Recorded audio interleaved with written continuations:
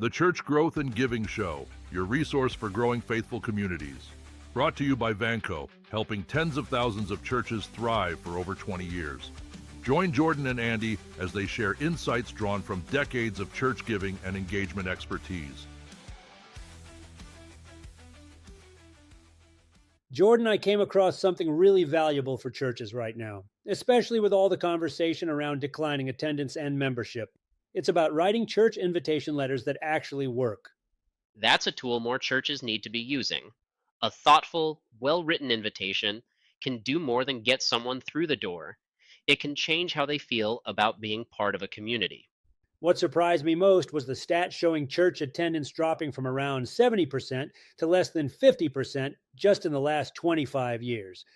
That's a huge shift and something affecting churches across denominations and around the world.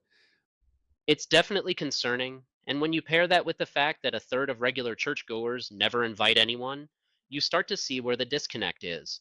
The assumption tends to be that everyone's inviting friends or family all the time, but that's just not the case. That's why invitation letters are such a game changer. You're exactly right. These letters give people something physical to hand out, or mail, or email that says, "You're welcome here." It gives members who may not feel confident speaking up a simple way to extend that invitation to family, friends, neighbors, or coworkers. And it doesn't just make it easier, it makes it more thoughtful. You're telling someone, I value your presence enough to offer you something meaningful and personal. That's what creates connection. And connection is what churches and the people who comprise them need more than ever. The article really broke it down into a process anyone can follow. First, start with a warm greeting using the recipient's name, and include something like, May the grace of God be with you. That instantly sets a friendly tone. Tone is everything. It should feel welcoming and conversational from the first line to the last. Too many churches write these letters like formal notices when they should read more like a conversation. Getting to the point early is another key. Let people know what the letter is about right away. Don't bury the invitation 5 paragraphs down. That's a mistake I've seen often. The longer it takes to get to the point, the more likely someone is to stop reading.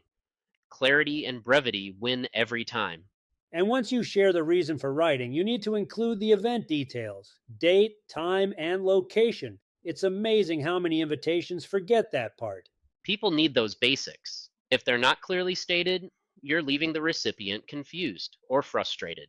Even small things like where to park or whether there's a side entrance can make a difference, especially for new visitors who might feel a little anxious already. Anticipating their questions makes them feel considered. That's the real heart of hospitality. Another important step is explaining why their presence matters, not just from a numbers standpoint, but from a community perspective. Yes, you want them to know they're needed. Whether it's helping rebuild faith, supporting families, or engaging youth, they're part of something bigger than themselves. Then comes the call to action. A simple, we'd love to know if you can join us. Please RSVP by the 15th is usually all you need. And the tone there matters too. Make it sound inviting, not pushy. You're setting the stage for connection, not obligation. Help the person receiving your letter feel welcomed, not guilted into attending. Closing the letter with a blessing and contact info ties everything together. It leaves the reader with warmth and a way to ask questions or follow up. Make it simple for them to reach you through the channel that works best for them. That final touch reinforces the church's care.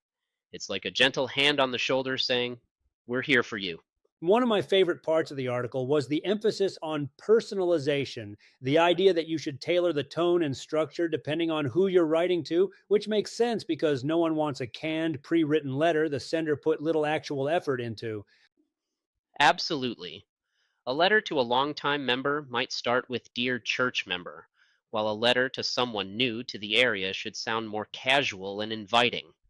Matching the voice to the audience makes the invitation feel intentional, not like it was copy-pasted and sent to 300 people.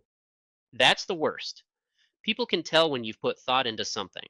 That level of care builds trust, and similarly, a lack of care really pushes people away rather than making them want to attend your services. Timing is another big factor.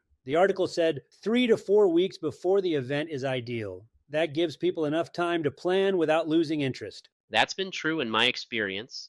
And if it's a major event, like a fundraiser or a seasonal celebration, giving a bit more notice is smart. So people have time to figure out their schedule and make space if they really want to attend. Details like parking instructions or accessibility options can lower the barrier even further. It's those little things that show real hospitality.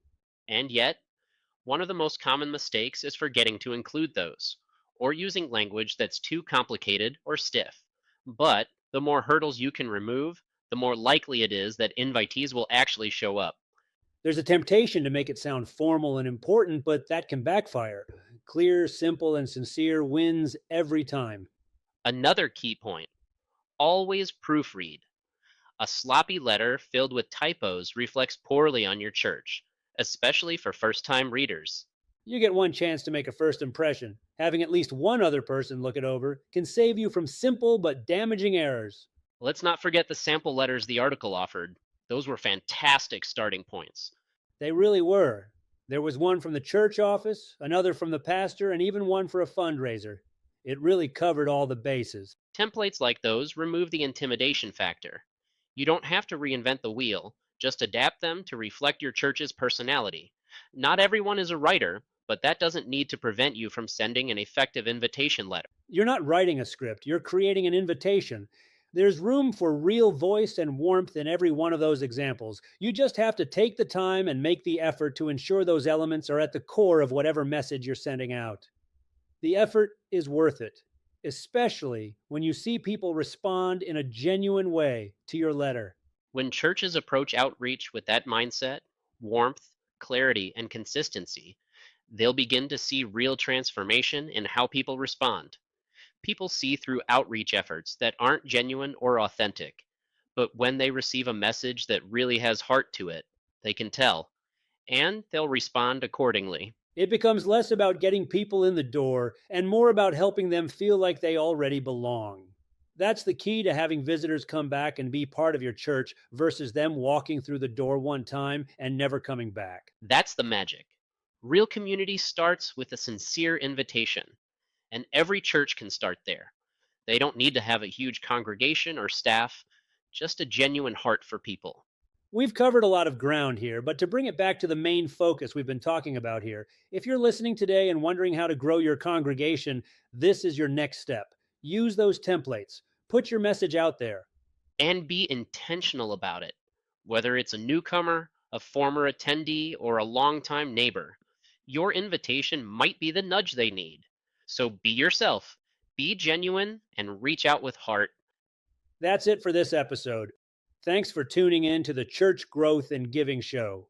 And now it's your chance to take what you've heard and put it to use by creating and sending invitation letters for your next church event. Also, be sure to like and subscribe to our channel for the latest updates. We're always working on new ways to help churches like you grow, succeed, and live out their calling. It also helps support us in creating free materials and content to empower you and other churches in your mission to love and serve your community.